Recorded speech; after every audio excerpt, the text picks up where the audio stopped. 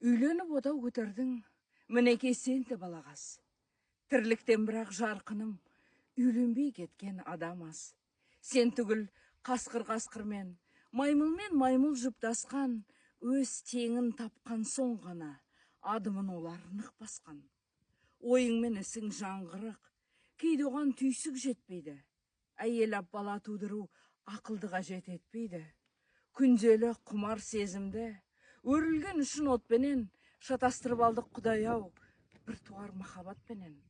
Алдану сірә түк емес, бұлтақсыз, бұлтсыз шақта да, үйлену деген қарағым алғашқы баспалдақ қана.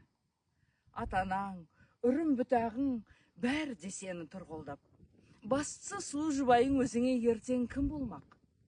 Махаббат, қайсар заңғар шың, кез келген өрлей алмаған, 10 мыңнан бәлкім екі адам үмітін зорға жалғаған.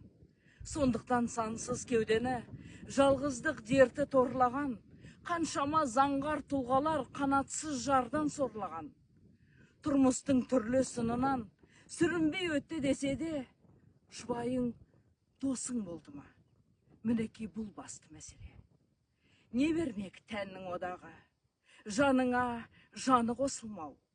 Бұл нағыз бедеу қасірет, қосылмау деген ашылмау.